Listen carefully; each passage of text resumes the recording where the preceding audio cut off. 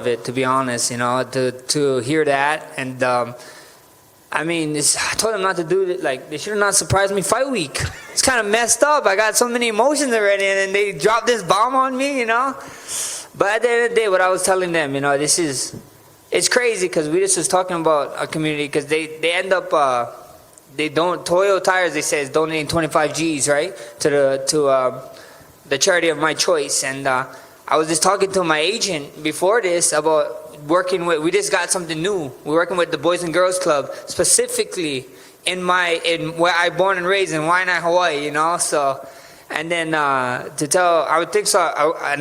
going to give them the whole thing. There's this program called What's Next, and it helps people to find out what they want to do next, if it's college or military or whatever it may be, internships, whatever it is, that's what it goes to. So that's where it's going. And it's, I know I saw Dustin want it like 2 months ago, and they told me I want it for next year. So it's, for this year. So it's just pretty sick, man, and like I told them, it's not a trophy to hold above my head, I'm not celebrating. Don't celebrate this. It's a responsibility to go on my shoulder to let me know, and it's a reminder to be like, you better keep pushing. I'm more than an athlete. This is bigger than me.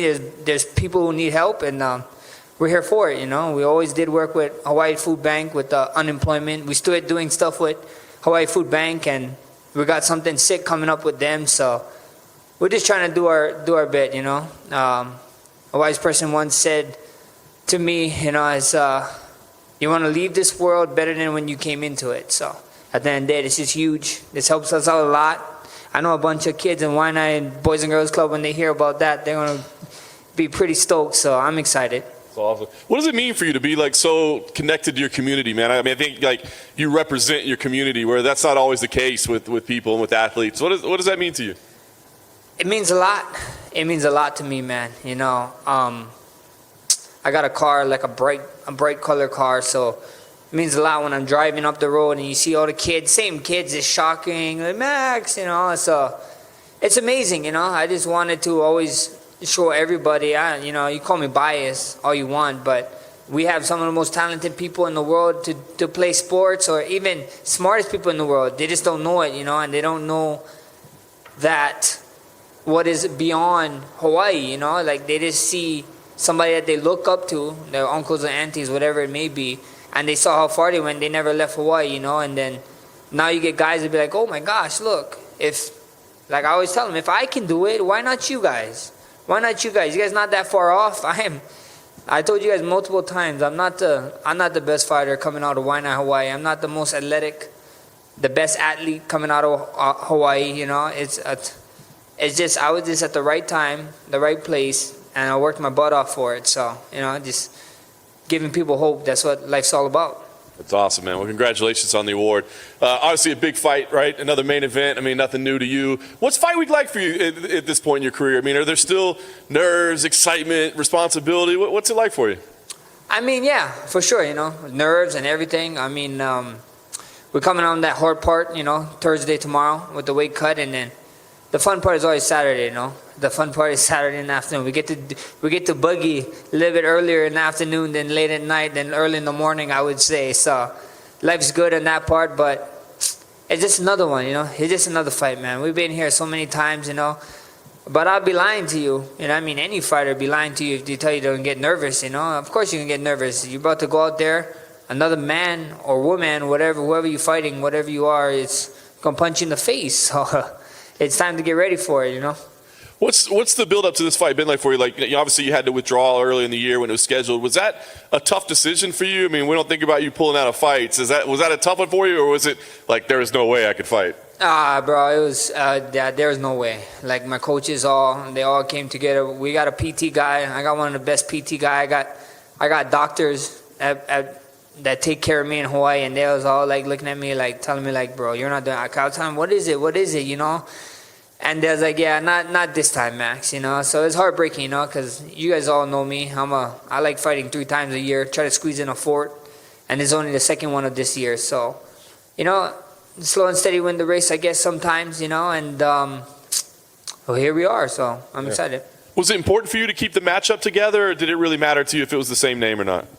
I didn't matter, I didn't care, like I said, I mean, I swear, I think you guys might all saw it.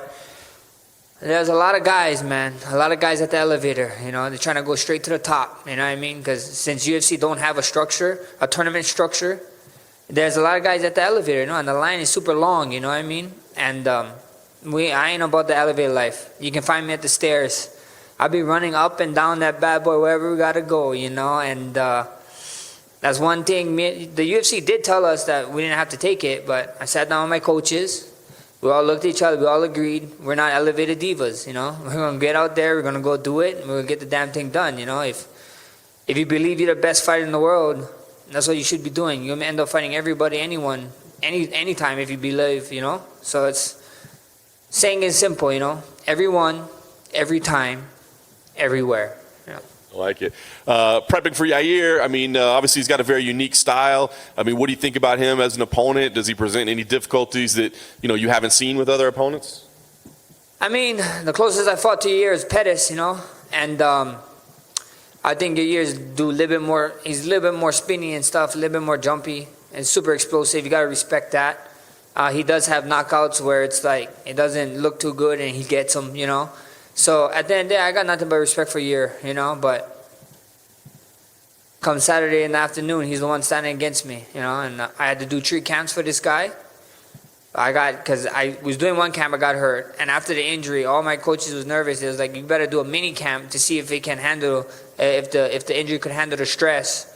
And then I actually then it did, and then we actually went into a real camp. So somebody's gonna have to pay for that, and Saturday night, I got the perfect victim, I guess. I like that. Are you looking at this as a number 1 contender fight? I mean, do you want to think about that, or is it just a headache to think about where you are and if it's enough and are you back and all that? I mean, at the end of the day, I got 5 title wins, you know what I mean? My 6th title win, would I won against Alex? For sure, but UFC discussed with us a bunch of stuff, you know what I mean? I got a win over the 155 champ right now. I'm on the very short list for Conor McGregor always. And, I'm the best boxer in the UFC. So, in the times like these, with these wild fights being made, let you guys use your guys' imagination. That's all I'm going to say about it. I like it. Options on the table. So talk to me. How does this fight go? I mean, are you looking to go in there? Do you need to go in there and do something definitive, like get a dominating finish? Or do you think it's going to be a back and forth, kind of a fun battle type fight? What type of fight is this? This is the type of fight that I tell you guys all the time, if you got colleagues, friends, families, or whoever it may be, trying to get into MMA, trying to get them to watch UFC, you make them tune in on Saturday. We're going to get new fans, and you're welcome in advance because you're going to have a new buddy to be watching UFC fights with. Max, you mentioned just then that you're always on the short list to fight Conor. I saw you guys have a little Twitter interaction the other day. Yeah. What do you think it is about you that clearly Conor respects you more than many of the other guys he's previously fought? I mean, at the end of the day, me and Conor, like a lot of people see me and Conor chit-chatting back. Like Conor, I don't say nothing to Conor that I wouldn't say to a training partner, you know what I mean? And Conor don't say nothing to me that he wouldn't say to a training partner. We some competitive guys, you know what I mean? Like, I'll probably be going to Twitter wars with him until he's 60. Who knows? You know what I mean? Like, we're so competitive. That's just how it is, you know what I mean? And I got nothing but respect for him, but it's just a competitive. We understand what it takes to be here and to actually compete at this level. And who doesn't like some banter, you know what I mean? Banter is always fun, we're in the business of entertainment too, so it's always good fun. I see the month March mentioned a few times, and you said then the UFC have come to you with multiple options. Have they actually spoke to you about maybe Conor in March, or is that some wishful thinking by you? I mean, I can't say nothing, I mean, all I can say is just be ready, man. Use you guys' imaginations, because it's going to be a great ride. At this point of your career, you've been a champion so many times. Are you kind of looking for those fights, the 155 fights, the Conor fights, rather than maybe just fighting Alexander again, who you feel like you've already defeated? I mean, at the end of the day, like I told you, man, I got 5 title fight wins. And, I was 6-1 beat him, but we see what happens, We see what happens.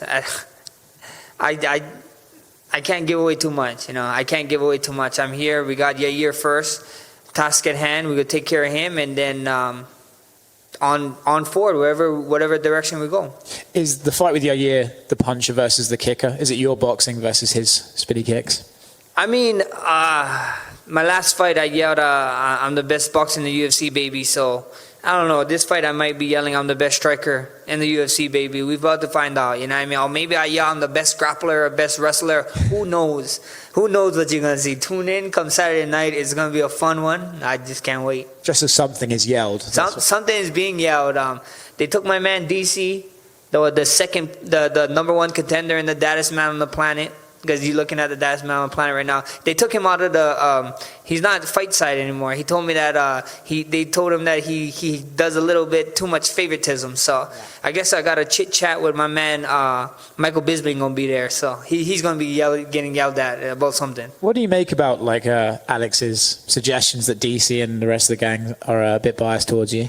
I mean, I don't know. You know, I they said what they said. I kind of heard of it, but at the end of the day, like, go rewatch after the fight period. You know what I mean? The CEO, you know, the president of the UFC said what most people were saying. You know what I mean? So at the end of the day, that's just that's just people's opinions. You know what I mean? It's just people's opinions, and if you're getting hurt by people's opinions, you're in the wrong sport. You know. Last thing for me, did you happen to see Daniel eating chicken fingers? Brother, oh my gosh, man. I saw Danny eating chicken fingers. I saw him eating popcorn. He told me he went to the Dr. Pepper headquarters and they gave him some special ingredient one. I'm like, Daniel, you need to slow down, brother. I told you any weight, any time, but come on, man. Let's be reasonable. He's just trying to get that advantage. Well, it's an amazing feeling to be finally here. After 2 years of trying to get back here, finally we're here and we're ready for Saturday. Just a matter of time, you know, a couple of days for the fight to happen, and I'm ready. That's awesome. What was your mindset like during these 2 years, right? Because it just seems like, man, every time you start getting some momentum, something happens and it stopped. You know what I mean? Was it difficult to stay positive, to stay focused, like during this time away? Yeah, of course. I guess it was difficult for a lot of reasons, like personal reasons, like COVID and like family passing away, friends recently passing away, and injuries, mine and Max injuries. So like kind of everything added to these couple of years of being out of competition. But I've been really trying to get back in here, bro. I was ready to fight in March. I've been getting prepared. When my suspension got over, March 7th, I was ready. And they told me that I was going to fight Max right after in June. And then couldn't happen. Then it was July. He got injured, and then we moved it all the way here. That's almost a year of just waiting. And, you know, but that's the past. Now we're here, and we're looking forward for Saturday and doing our best, and we're ready. That's awesome. I did want to ask you about the suspension. Like, how does that happen? I mean, was it just carelessness, or like was it like a middle finger to USADA that I don't have to tell you where I am? What was it? No. That I actually I have my friends and family. Some of my friends and family are here. My manager is right here, so he will easily tell you. Like my phone is like no battery all the time. I don't really check on social media. If you ever see it, I'm really bad with that. And they've been helping me out, you know. But I'm just bad on answering. So every time that I was trying to move from, I call myself a nomad. You know, I like to move from one place to another, and sometimes I just forgot to do it, you know. And I wasn't in the location where when I told you saw that I was going to be.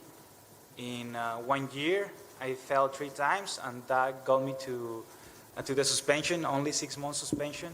But you know, it's a learning experience, and now I have people that is taking care specifically of that. So yeah, I was gonna ask, was it kind of a wake-up call? Like, we got to do things a little bit different, maybe raise the professionalism, maybe, I guess. Yes, exactly. That's what happened. Very nice. Well, now we're back. We put that in the past. Like you said, you were supposed to fight earlier this year. When it was delayed, was it important for you to keep this fight, or were you like, hey, just give me anybody. I just want to fight?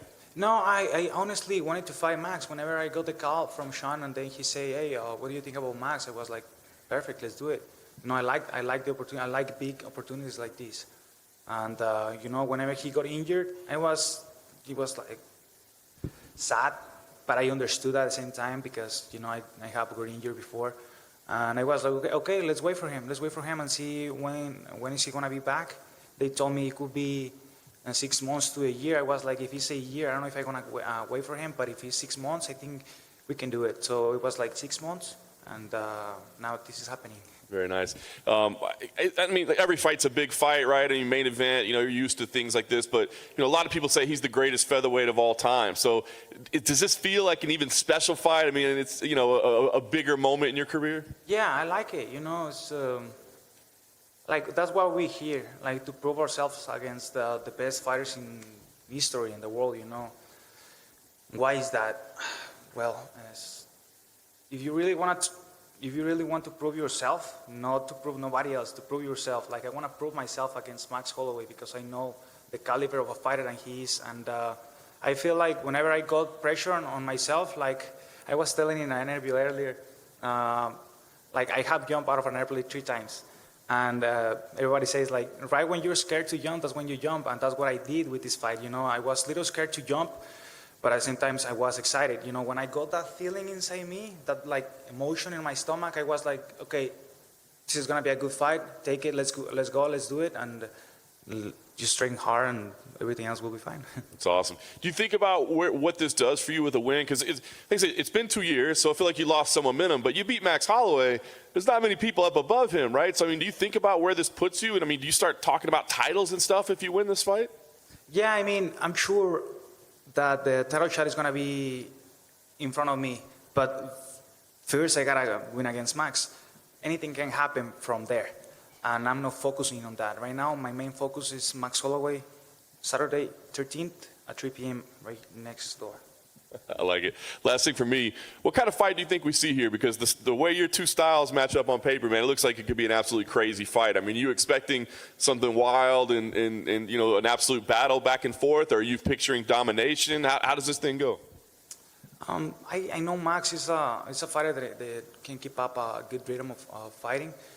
But I think he's gonna keep on breaking that rhythm. I'm not letting him just get into his rhythm. I'm gonna break that before. Yeah. Would you agree that this fight is something to do? It's almost like a boxer versus a kicker, right? He loves his punches, he loves his boxing, and you're known for your flashy kicks. Do you see it like that style, like punches versus kicks? Yeah, I see it's like a stylistic matchup, boxing against Taekwondo, but this is MMA. He won't box actually like a boxer do, you know, because he will have to be aware of all of other scenarios, and I won't be only kicking.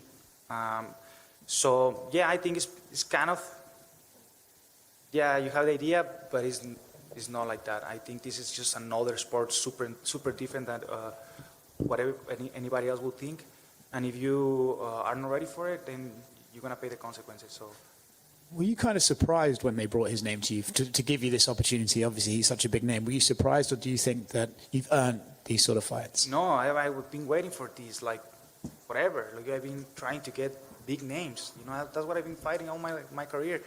Like, fighting people that is in front of me on the rankings, people that's going to put me in a better position, no guys that are behind me. It's no clue that anybody in this division or anybody in any other division in the UFC is going to be tough. That's no clue about it. It's just a matter of who's going to be smarter, taking the right decisions. That's what I'm trying to do, take the right decisions. I have a really good team with me. Then I think we take it the right decisions, and we're here to move forward. Max is obviously notoriously hard to finish in the cage. So do you have to plan ahead and think, well, I'm probably going to the distance, or do you have to think, no, I'm going to be the first guy to finish him? No, I gotta finish him. I think I gotta go there and finish the fight. That's what I'm thinking right now. I don't see the fight going. I see the fight probably going long, but not to the end. I'm gonna finish it before. Cool, thank you.